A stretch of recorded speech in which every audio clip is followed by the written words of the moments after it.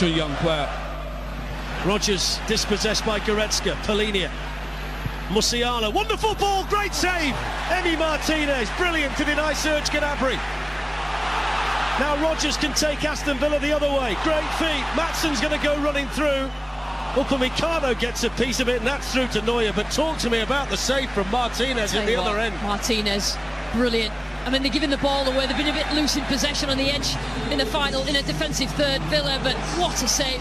Aston Villa seconds away from one of their great nights. Kimmich delivers the cross. Gladzo, what a save! Martinez again, and then the chip. Yakuna get to the live on Ezra 94.1 FM.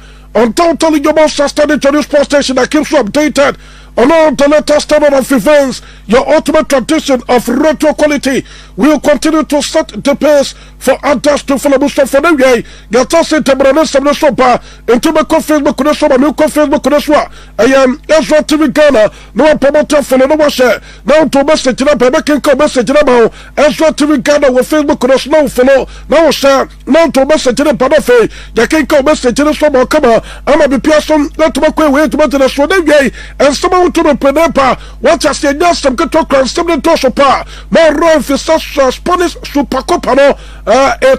What I said now, messages I want to Padafe. A lot of your stories concern the super copy and the details now.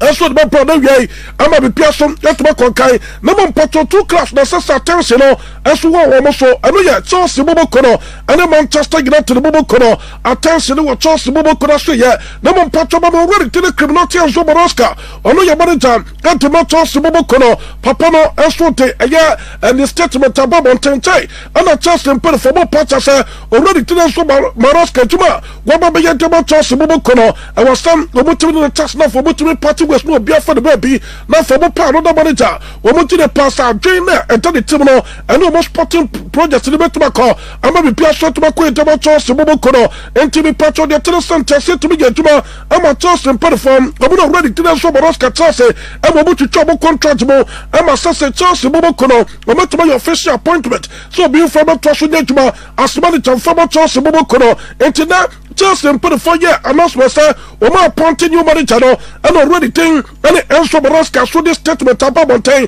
and a statement no need to channel was see in front of Pierre so come on Pierre to send the journey with a year Chelsea Bobo Kono get to some that started with Conference League Kwaje and for sentiment to so Kwaje Club World Cup as for the Chelsea Bobo Kono was set me patch Chelsea Bobo Kono I was some about to me trono what the Chelsea Bobo Kono so could do her and was said to me Montaigne and the Chelsea Bobo Kono qualify for UEFA Champions League into only the passer and Juma to Ababa Yabi and so about Chelsea Bobo Kono and team about that supporters now say supporters now we want to be proud of we want to be tight team never be a team no piano woman get support also about team no and about that Chelsea players this was say acquire woman so far so receive one of woman treating a brand and also be a manager about Chelsea Bobo Kono and already to them so Baraska also the statement about until Chelsea players now and all that Chelsea supporters now say never man pay for it and now they say oh no they can be so for Chelsea and pay for the whole and on they be part already thing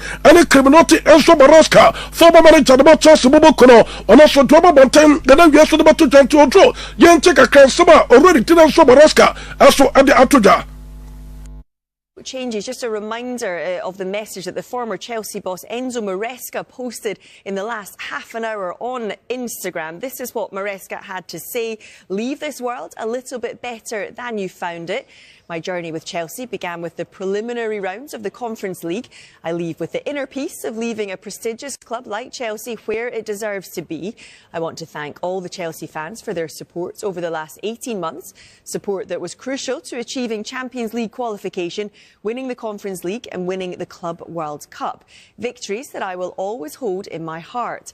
A special thank you to all the players who have accompanied me on this wonderful journey. I wish everyone who has shared every moment with me every success in the second half of the season and in the future. Thank you, Chelsea, from me and my family. Yes, and no, I am a patch already to the Sobaraska, former manager, and the Manchester Bobo could have someone, and also there to jar. Now, me patch your trust me a Manchester United, the Bobo could have say, yeah, they are calculated to make a crash for her. Money I brought here for the Joshua Zassi, or a boss or second Manchester United, the Bobo could have, or my castle with the two of the Manchester United and pay for Rome and pay for Mama Chassi, and to Commercial Corner, you're for the Joshua Zassi, or one person credit panel for Mr. Kai, and about Roma Bobo couldn't tell the Ghost Sessions, as well to jar, the already take European Philip Moribakas, or not that time manager, and the Manchester United Bobokono, and what they told Manchester United and put the Federal Derby, was showing players now, me patch important players now, they be quite Afcon, and after Bisu Pra and Tomunya, and until some months to make a replacement, and about Bronte for the Joshua Zasino, 1 in 2 Sam, then Perifet to the Bronte Quay, so Kosaka in former Roma Bobokono, now Fofi and Twata, and the Manchester United Bobokono and Perifono, Wabapamon, already day, and a European Philip Moribakas. Reported that you have a second reporters a bronte for the Joshua Zassi when you are to the agents name sir woman found to Rome and pay for themselves still or no go interest of the Manchester United now for Robert Tosses Yakai and so Tama Roma Bobo couldn't have bronte maybe on Jan Wajina when they now just so best Manchester United Bobo Kumo and for some Perifapa already day and a Rupino Amoribno or did a pass still the chances Manchester United Bobo Kumo and just certain team Obesa Kai and so Tama Roma Bobo Kunitano I am bronte for the Joshua Sasio Roposa or Sakaba Manchester United Bobo Kuno the finish so young that's what they pardon they want to master Tama we to maintain so and then Pachoco Manchester United Bobo Kuno so yeah but me for to the Muslim Ora and it didn't let when I saw me Pachoco upon the near brain papa Padasam Katokra also be catchers Manchester United put for more patches a bronte the thing and it reflects what in the meantime the Patrol take over as manager and they about Manchester United Bobokono Nasam the be interim manager for 1 week no fee Manchester United put the first to Bubuase no better manager or the pastor for the rest of the season on no better Bonofe what to get to Manchester United Bobokono and to Manchester United put for meetings for communities also now no paying interim manager also be catchers already to my Carrick on they are former Memphis at Manchester United Bobokono and perform that you also bet to the Jumentino and the Mano and that's the Patrol to my problem for the no and I'm Patrol already did on link with a source on they are former manager Manchester United Bobokono one photo for the from Manchester United and put the first Jumano one of your pair, or person be interim manager, and Manchester United Bobokono, Manchester United Bobokono, woman a man opportunity, Emma also, a player, artist, and yes, will be to be recognized. It is a Manchester United Bobokono. I want to know, Nasa will be obey interim manager, but to my church, now for Manchester United, put a photo to Bobuase, now, the to my pair, another manager, obey interim, no fee, or what about Tosson, a point to my Manchester United Bobokono, or more to Bobu. Or my permanent manager. I was so on get to be part of a obey to money in the meantime, so the beer and perform to my relax.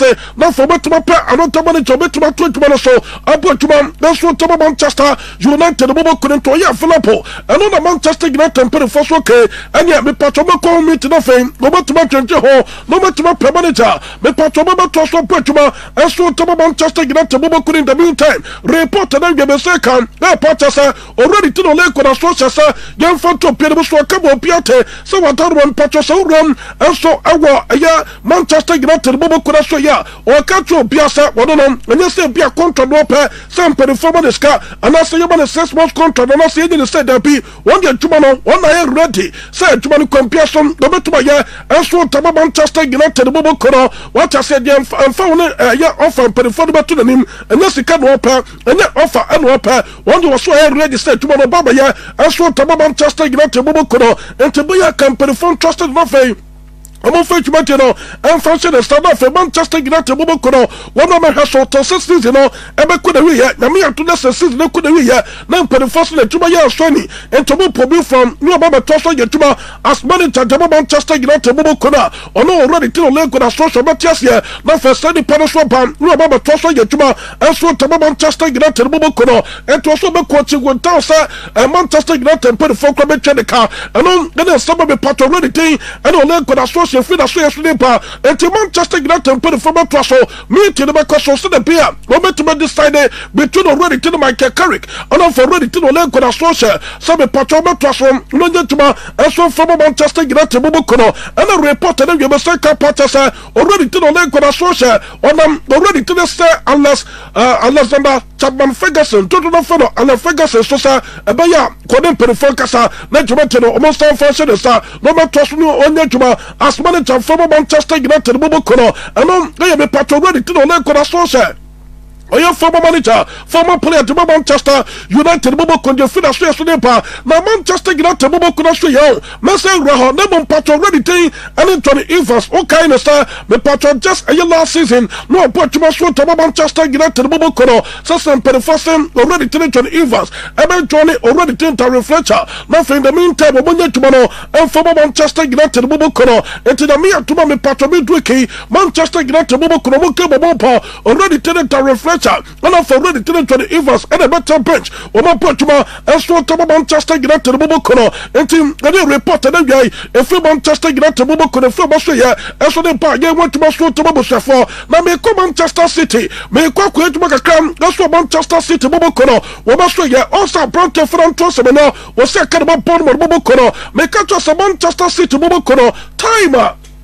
Woman Bournemouth and put for negotiations concerning a Bronte from Tosamena, may Patron Bournemouth and put for and to Manchester City and put it for them, sir. What the boss say, or Obuko to drop Manchester Bayer and Command City and put it for Cramon, or Montiasia, Nanka, me Patron Sikano Bucha, and so Ante Ama, a young Bournemouth Bobokono, a Bronte from Tosamena, and Cabanim second team remove, and from City Bobokono, and Comunjai more planted and the rest of the season, and from Bournemouth Bobokono. Now me and Tom Nessa this Naka Bronte from Tosamena, Wababa Tosom, Nayatuma, and so Tama Manchester City Bobokono, Man City and put a farm play already to the Hugo Vienna, or the Sporting Toronto, and Manchester City Bobokono, and I think Ora anything, and so you say Pep controller, I seller, to know for the Pep controller, about parts of the beam, and then there's some play, and my son is saying, to Macoso, and to be Patamo rejected the request of a bomb Bobokono, and man Patro agreement, and so to be get to my intelligence, and then you may say, agreement again to my say,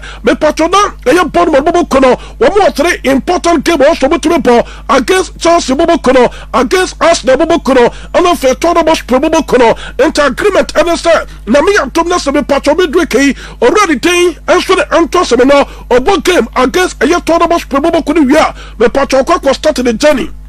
With Manchester City Bobo Kono, Tindia, sir, a planted about Tosubio, as a kind, and so to my bomb Bobo Kono, and to them a patch press conference, and so to me Toja, already to Anthony Raula, and so a manager about bomb Bobo Kono, and a Kubos and Sam, a planted from Tosameno, or Coco second about Manchester City, and as a planted about Tosobeste, our bomb Bobo Kono, and already to Anthony Raula, sir, young friend to Pirmus Wakabo Piate, Sir Planted from Tosameno, the patron came up against Tournament Bobo Kono, and met me in the last game after some planted my ball, and so Tomo Bobo Kono, and Tintin Sama, me patron bomber, Tomo manager, already telling Raula, on that Atuja. Semenyo in the squad and will play. Yes, Antoine will play tomorrow, yes. A lot of people are wondering whether this is his last Bournemouth game. What can you say? I can give you my opinion from my experience, but there is nothing signed with Antoine Semenyo. If you ask me personally, what do you think? With all the noise and this, I think could be the last game, but I cannot guarantee it. You know, it's like my personal opinion, because I understand the market, I understand the noise, but right now there is nothing agreed, there is nothing signed, so for me it's our player and I hope he continues, but some of the patch already did Anthony Raula, or no, they are managed about Bournemouth Bobokono, or that to concern your Bronte for Antosamena, me patch Manchester City Bobokono, Yakodin Komaka, already telling you say Pep Controller, I seller, to know for the Pep Controller manager, and then Manchester City Bobokono, and the Kubus and the semi patch last season, who shall get transfer window now, Man City Bobokono, we are very busy, and so our transfer window, so, or not a lot of players in the double buyer, and I will beef it up a squad no, this time around. Already to the Pep go to the Patrol City Bobokono. who be busy. Our transfer market so no set to work for quality players in Jumapana and already to the Pep Guardiola sir. Young fan to appear for Cabo Piatesa, me patron last season, and then there's so many repeated this season. Me patron the tennis are more important transfer. Yeah, also but to me, no pay me patron, and now there's some patron Man City Mobo Kuroma Tusika, Aqua transfer market Aqua for players, and Papa Bresso Besekai, and former Man City Mobo Kuram Pokrano, what the two just so called a Man City Mobo Kuraso, your most squad, no, okay, now interest and the anti Man City Mobo Kurina, the first interest into Munano, and on Chassa Man City Mobo Kuno, or Monko for players with brain, no for Mumra, no Besekai from Manchester City, to be careful with their transfer window. And TNT Summer already telling you say Pep Guardiola Iceland, to run for the Pep Guardiola Jatuja. Last season, we've spoken a lot about why injuries were such an impact in your season. Is this a similar situation? No. Do you fear? It's not the same? No. Is that because of the personnel that are unavailable? The spirit is different. So in terms of the title race, like you don't feel as though you're... Brighton. And last season's January window was obviously an exceptional one because of the injuries. Is this the same exceptional situation? Have you considered whether you might go into the market? Maybe we get something, but it's completely different. We are not going to buy 4 or 5 players that happened last season to be the best transfer spend net in this country. Like we are not, but apparently always we are. So.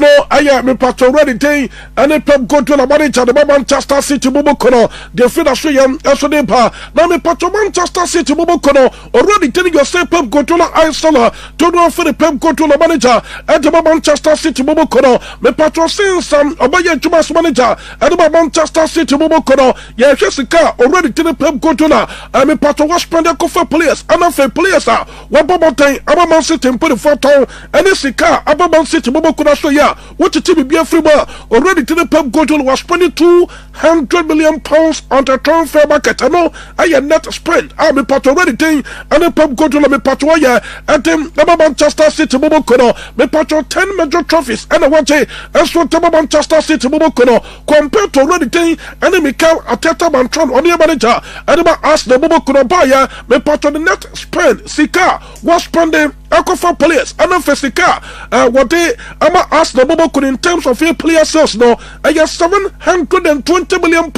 What the team be a free ball £720 million and already to be kind of Arteta me part was spending our transfer market today so I don't know my main fan to the say trophy I want to sweat match I get major trophy and then ask the Mobokono £720 million me part was one trophy per and the FA Cup and already to be kind of Arteta me part was since for making a debut as the manager then ask the Mobokono what and so ask the Mobokono know I am a part already to be kind of Arteta until this season I am very important season.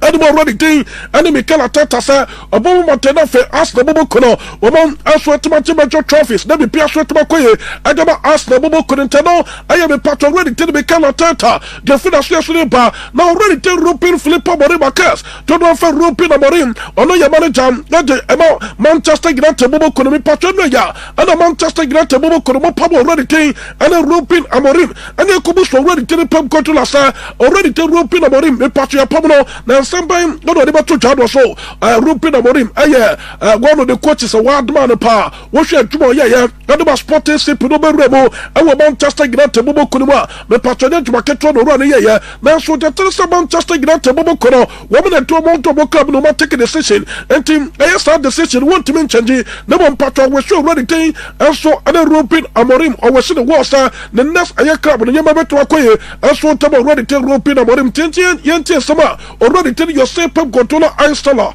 manager that the Man City Mobokono atuja concerning already tell Rupin Amorim Rafi some patron Man City Mobokono at that time no your manager and so the sporting team Mobokono UEFA Champions League and no and just papa the day to be tire and we are say about Manchester United Mobokono I say kai omanya coach o beto ma ball ready to the Pep Guardiola now so Moko for the buy no atade branch yente Pep Guardiola less time to sort of impress and do the jobs now. Yeah, it's a fact. Less time, I know. Like what happened with Enzo, so I'm I cannot say anything for respect for the players and for the institution, Chelsea or United. All I can say the same. So Ruben is a top manager, so the decision has been made for our neighbors. So I wish Ruben all the best in the future. You said a couple of years ago that the football manager job is the only one where people are waiting for you to get sacked. How intense is the pressure of managing in this city and in this country compared to Germany and Spain, where you've been before? Quite similar. I don't think there is another country that you say if you don't win games, you are safe. Exceptions. You know, like in behind this club, but normally, if you don't get results, it doesn't matter. The past.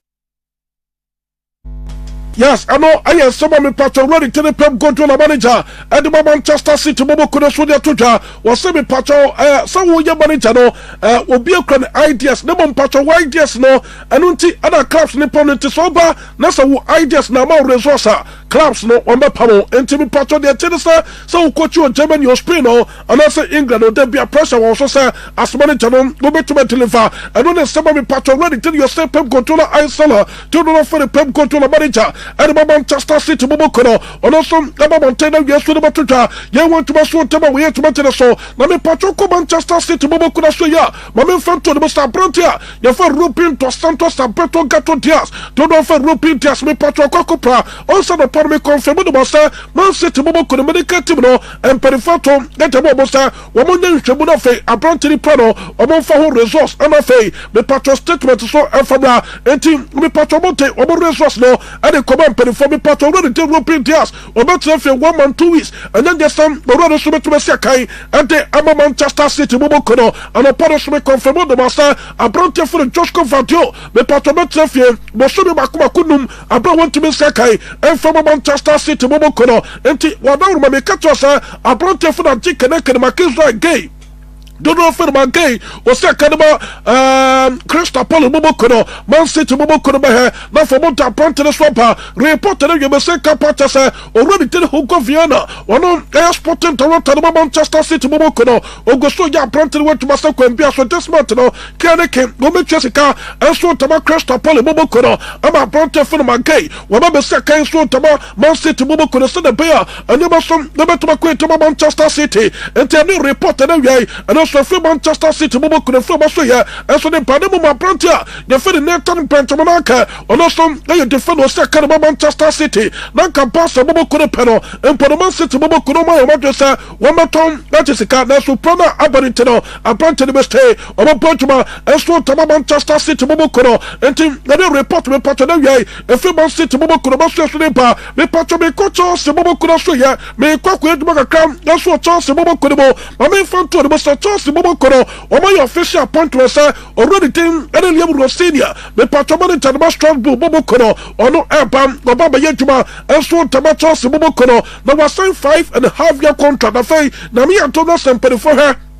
Na adwuma no won body ye enso tomato se bobo kona wasa wo feda 1 year contract after say papa no betuma atumati na wato so point tomato se entimi patcho combine 6.5 year on a chance in put for already day and Liam Rossinia na me catch us no ba interview no no ana chance in put for the year and put for patcho so by impress what and some already day and Liam Rossinia so tatuja entimi pano ko prepare no focus stadium every first moment to so nyatuma manager and from Charles Bobo Kono into Kotu Yadano Pay, make a trust them already tell Liam Rossinia, the Patro Bay press conference, no, some press conference, no, about conference Chelsea put it for I'm an appointment to me Patro Timer, already confirming ya, when I Chelsea put it for the official statement about Montaigne, sir, a yes, strong boo, coach, already tell Liam Rossinia, or much more appointed as one, or much more Juma as manager, then from Charles Bobo Kono, or more question the worst and power panel, or better within the technical know how and the ideas, about Chelsea Bobo Konofe, Chelsea Bobo Kono, that's what to Pone, the one patch of my main front to the Massa, Namia Toma, Chelsea Bobo Kono, woman full of Bobo Kono, so the Bobo the San Cabro, and now there's some already tell Liam Rossinia, and the better pets, the bomb already tell any Kalu McFalani, or no, I am a patcho academy player, and that's academy coach, and about Chelsea Bobo Kono, on the better pets, no fay, what to my coach Chelsea against, and you're full of Bobo Kono, no fay already tell any Liam Rossinia about here, that's what better stars in the fay, what to my monitor Chelsea. Chelsea obo game no na fe nyama som na tuma ko etama Chelsea bobo kono na mom good news adama Chelsea bobo kono sa already to the back Kukureya Saseta already to the boys Isaac Corosso Casito don't know for my sis Casito. Woman Yaruba Casa came and to me against a city Bobo Kono to my Bobby, as for former Chelsea Bobo Kono, Womo, as well to my return on to my Portuma, and the Chelsea Bobo Kono report. And again, the fifth Chelsea Bobo Kono Master to the bar, and to enter the official announcement. Chelsea, concerned already tell Liam Rossinia, the new manager, and the Chelsea Bobo Kono. To cut in there is because Chelsea have now confirmed that Liam Rossinia is their new head coach, and we're told it is a 6-year deal for the man who joins from Strasbourg. We heard from him at 8:30 this morning. He did a Strasbourg news conference where he confirmed that in the next few hours he would be signing as the next Chelsea head coach, and that has been confirmed in the last few seconds. So at this stage, we know it's been confirmed. We know it's a 6-year deal. We will bring you some quotes after this break once we get those into us. But Rossinia is now the new head coach. But already tell Liam Rossinia, or no, a new manager, and the Chelsea Bobo Kono, the Fida Soyam, that's what the official announcement to the Sutoja, and to drop me Pacho, but already tell Liam Rossinia, the statement, no, the press conference, no, and our day Atuja, so Chelsea Bobo Kono, opportunity, after Sobotamano, no, want to make Casa, or rejected Chelsea Bobo Kono, why a opportunity in a lifetime, after also to be to Nofe, the carrier or to be upgraded, and in power, Panobaba Yen Ho, now to my yen to my the beer, the better upgrading the carrier, no, maybe Piasso to my queen, so Tamano, now Chelsea Bobo Kono, woman had the World Champions, and of a Conference League, no, Chelsea Bobo Kono, taking off a UEFA Champions League, no, Chelsea, they Bobby into what I say, and you're one of the best clubs, and so as I see, so this is an opportunity, sir, Obama was nothing, wait to mention the reason here, Chelsea in 24, again, Tomano, and the Amaniente, some already tell Liam Rossinia, and they are to that. In your life, that you have a decision to make that you cannot say no to. This, for me, is a club that I will love for the rest of my life, that I will want to do well for the rest of my life. But this opportunity for me is something that I cannot turn down at this moment in my life, for many reasons. One, it's an unbelievable opportunity, an unbelievable club who are Club World Cup champions with an incredible squad, an incredible fan base. Secondly, it means I can go home and see my kids. I'm away from my children. I've missed them, and I wanted to make the sacrifice of not seeing them worth it with the success that we have here. So there are many reasons. I don't think anyone can question how hard I've worked for the club, my integrity in the way that I've worked for this club. I don't think anyone can really question the decision I've made to move on with my career. The reality in football is there are levels. There are levels of clubs. I know that the ambition of this club is to reach the very, very highest level. The reality of that at the moment is that Strasbourg is not on the level of Chelsea. It's not. It's not as big a club. It will grow and it will achieve things in the future. But there are certain clubs that you just cannot turn down. I know I am a part of already tell Liam Rossinia, or no, I am manager, Edmond Chelsea Bobo couldn't say, was say, hey, was sacrifice you, when Janema, and UK, and or Quarter France, and or yet to my Edmond Strasbourg Bobo Kono, na, Cesar in Yankopon, I am Antonio, I appoint to a Sawama England, no matter the carrier swa, I didn't tell one in tomb, and we say was sacrificing power, about the Maso Masofaka, it is an opportunity to pastor, or by yet to my Yuka, or better my corner for Quaquanima, maybe Piason, let my question to Tamanti, or so football, no, ha, so I did to my winning tomorrow, your levels now. Clubs be one and you be the big war and to what yatum Obama Yatuma as manager at the amateur Bobo Kono and to where some of the patrol already tell Liam Rossinia or no manager the amateur Bobo Kono Wama Montana we are so the Matoja now me patrol the tennis so Yatuma at the amateur Bobo Kono Satos Bobo Kono Wama Krabako and the Strasbourg and France and what Memo now me patrol Chelsea Bobo Kono Wama Goswa that's how she shall know the manager already didn't carry on now and a Chelsea put it for Wama appointed the on couldn't quit to my as manager. Informal Strasbourg kono na me patch agreement eso to ma juma announcement no eso e banton to ma me sanfi to no na fa yentie de ekoso woni se Strasbourg supporters no wo be the statement about Montesa aya bloko adjuma kona aya Chelsea bobo kono dia me patron o ma be first Strasbourg kono club no kwa no mo de ku akire afanyema me patron o mo to ma clubs ni nyina ana so mo de ma Strasbourg bobo kono se aya matron pa na Chelsea mpo de former fan ma pano e de first Strasbourg na o mo abawuram na we Chelsea bobo kono mo enti me patron de to se Strasbourg ba me academy enso tama Chelsea bobo kono enti supporters no mo buafo se ebaya nka bloko fo no wo mo nta bobo kono fanto no fei obi fra konto aye Strasbourg bobo kono enfa de sika na bewuram e wo Strasbourg ene me cost no mo ntia sentomas on be stage demonstration against aye bloko enti me patron ready to the carry on now all is done nyame atuma ono na every person already day and Liam was senior I was Strasbourg yente kaka. Right, plenty of breaking managerial news that we've been bringing you. This one is because of Liam Rosenier's move to Chelsea. We now know that Gary O'Neill has verbally agreed to become the new Strasbourg head coach. The contract details are being finalised today for him to succeed Rosenier after he confirmed that move to Chelsea on a 6-year contract. O'Neill, of course, left Wolves back in December 2024 after a season and a half in charge. He had previously been at Bournemouth, but yeah, now Gary O'Neill verbally agreed to become the new Strasbourg head coach after Rosenier has joined Chelsea. We'll bring you more on that. I know I am a patron ready to the carry on now. On a swap move on or replace already tell Liam Senior. I was Strasbourg Bobo Kono Saswaya. Make a basta Bobo Kono. Mamma Brante for Roberto Fantoski Kuban or Sakaba Basta Bobo Kono. Now, according to report, and you Besaka, I Patasa, a year clubs of Saudi Arabia, or Pasaka in the middle of your this month, already telling Anne Roberto Fantoski can the contract or war with a Basta Bobo Kono show the confirm to be not going into almost Saudi Arabia. Woman just a Casikagu Anto Bagamo, I try Brante for Roberto Fantoski. Now, so Roberto Fantoski Patasa, and yeah, a decision also to be taking this time. So, Bako, I Saudi Arabia, and yes, so Bako, I'll trying. I'm a season, that's what Tomako the year. Now, me, I to the season, they could a and about the future, on one Casam, but the request, and so their top pass and put it for the Massa, a bear can pass and put it for Money Tom, like the contract of Moya Standard, and from an Sobeya second, a year striker, and the pass and Bobo Koda. Obaja to not face our Rono, or no sweat my ball, and the pass a Bobo Kono, and to the person stay for another season. I will pass a Bobo Kono Sasso and to a try answer pass and put it from the better Damanti already, and Roberto Fandoski were ready to move away Saudi Arabia. Obeste, I will pass a Bobo Kono Sasso, and we report and also Eba. Now, me patron ready to the house data flick. Me patron, no, your manager, pass a Bobo Kono, also pass a Bobo Kono, the Mia Tuma, nobody allotted. Pempa Bobo Kono, I was super copa the Aspire anymore. Woman to put the Kama Pama be Piasso to Mako, and the pastor Bobo Kono was a sound game way, any easy game crowd. Number one, you took us last season.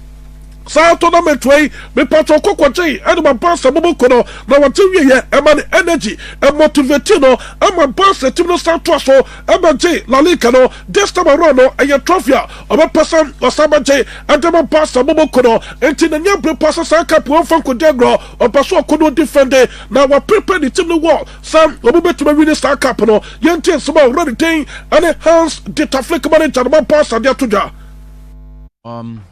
We are playing now against the best teams in Spain. So for me, it's also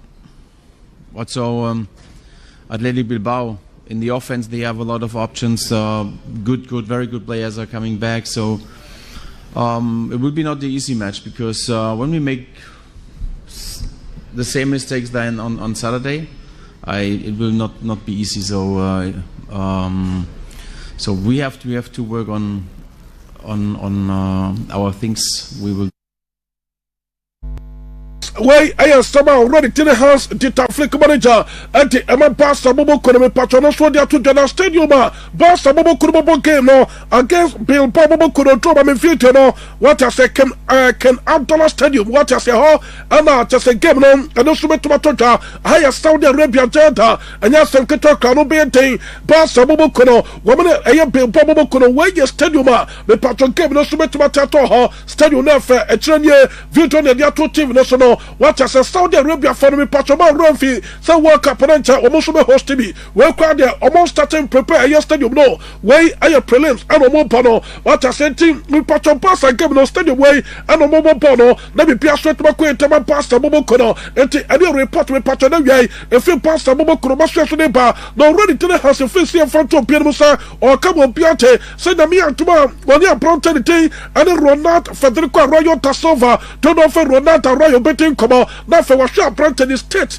artists will womo no Obewosa and prompted me ready Obesaka was super copa the exploit anymore and now someone see what I say about the Sadia the patch our plans are bass and put for any room so prompted to confirm it and the man so Obetuba Siakaya or no Obetuba the plans no now for the different plan elsewhere to my room I was super copa the exploit anymore and Tony approached the betting come on and no they are some of the patch ready to the house and flick manager and the Emma pass a moment could have sworn to now what time man patch of my front to the Musa Okoye super cup with my real man to Momokono and now Obu last year training session now Obu ya and our real man and your Momokono supporters now master players now and then put for Mokaboma about 5 bars and Obu Kota Yamusemo come apart and real man to Momokono Obu play no two Obu Ram and was Saudi Arabia for most to Moko prepare woman ya Alati come to Momokono and a day put it in real man to Momokono we patrol the Muslim package of woman dress no more ya and I'm there to TV the video now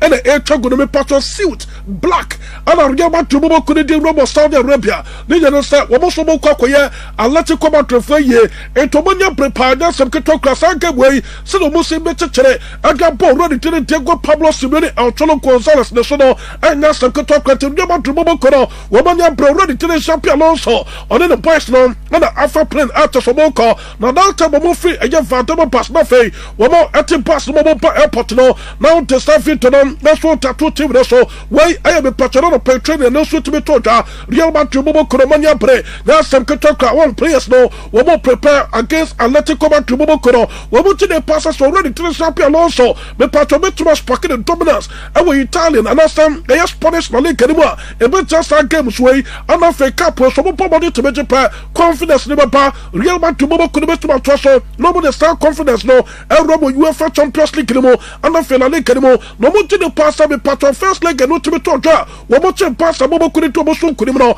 one more bet to my trust on that the same could be general as I trust so I will tell that Saudi Arabia now for Monty a year pass a mobile could soon could him I'm a be pierced to my way and him about Real man to Momo Kono to Real man to Momo Kono one more to a Obu Ram I was Saudi Arabia and tell you report and if you Real man to Momo Kono that's so far you want to master to Momo for Tanoma because some from the feminine somebody be swapper number my project for the killing in Papa Hotel I confirm a patromat I squad already to the champion also did Robo Saudi Arabia Kylian Mbappe and a part of the squad in the study plano and man who come catch us on the pay Real Madrid medical to the assassin already to the Kylian Mbappe now me patron for the first already to the Kylian Mbappe no amo patasa amo maneko no kobo super copa the Spain Libya and a risk and no take a team or start planting to make enough or take it time no the hilly na me and to us for your feta Real Madrid Momo Kono Matis Bebreno ha amo Benchmark and so Tamar Real Madrid Momo Kono and tell me a project for the Kylian Mbappe Mami abronto for Antonio Rudiger and Loco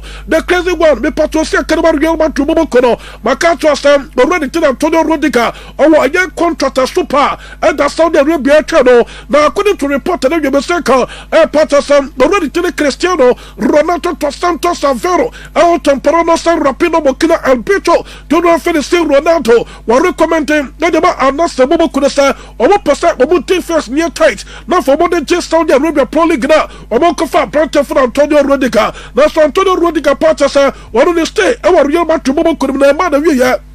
Or Paswaka, Emma says in the Korea, some Real Madrid put for me standing the contract. Nothing, what was a kind of Real Madrid, no more, some penifert to my stand here, and then Patramo Robo Saudi Arabia, not for Coco, just castle the good bottom, and on they are Brante for Antonio Rudiger, the finish yesterday, you want to must want to Mabusa for Mama Brante for one Garcia Pons, on also Coco Post, Kanama Pass, Momokono, for the Vietnam, Fatu TV, so, on also Casa concerning a yes to Pacopa the Espana, and Toja, I was Saudi Arabia was a team no we ma prepare year power for this tournament what I say na so much the be first cup and pass omo kono this season omoche etomonya pre omo prepare team no ona fei o catch obi aso no baby opeso kodru e goalkeeper mu no enya dey so dru ho we young talent oba enti de bia no ye adwuma so betuma improve ye ntie sama one Garcia Pons e dia toja. Farem un Atlètic molt intens, sabent molt clar el que volen fer, sobretot va ser una mica el seu joc en aquesta intensitat, en donar-li molt ritme al partit i hem okay, into way I pass and goalkeeper no me pacho abeja for ha ya baby team come on Manchester United mo kura so ya Manchester United mo kura no pano me catch us already tell Christopher Vevel or no already tell Jesse Walkers o mo get to my pass the beer Manchester United mo kura e bet to appoint a quality permanent manager at the Manchester United mo kura this time no and this Manchester United mo kura take a risk and team pacho wo mo do you na where your top class managers and a Manchester United mo kono o ma liste ata so mo pemu bako na fe mu bako that's what ba no ba ye tuma as manager and so tama Manchester United mo kono and o par me catch us already tele criminal Roberto De Zerbi on your manager and the Olympic Marcel mo kono already tele Oliver Glasner already tele Thomas Tuchel already anything that's the Camo Michel Angelo Ancelotti Calato don't run for the Calo Ancelotti when your manager Manchester United mo kono Womanya press on betuma pontimu bako na neye another list up and so they already think and so ane ya Mauricio Roberto Pochettino Trastero to run for the Mauricio Pochettino what do you say already to the Sergio Ratcliffe part say one of the favorite power pass one power no be yet to Manchester United and you already to the Mauricio Pochettino and we are Sergio Ratcliffe I say the favorite ayo ra anything and so the Mauricio Pochettino the say Sergio Ratcliffe abaye co-owner and the Manchester United mo kono ni mistakes awaya our Manchester United mo kono no sika across Manchester United and you 33.7 million pounds or one appointed managers or pamomo and of the sporting director already to the Ashford buyer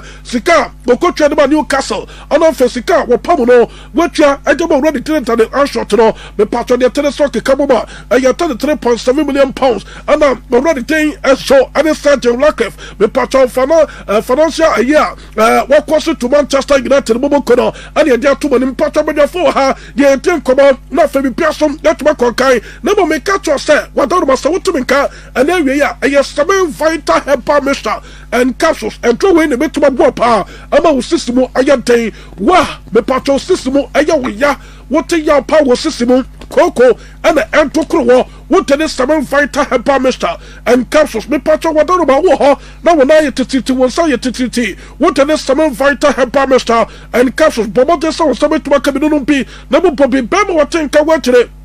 Oba wa think away today. What the SMS na mo mpacho drono we ye bema na so trum paso na wuntimi ma wo yere ani nje wuntimi wura e ma yen from mi wura wuntimi mwadwuma pa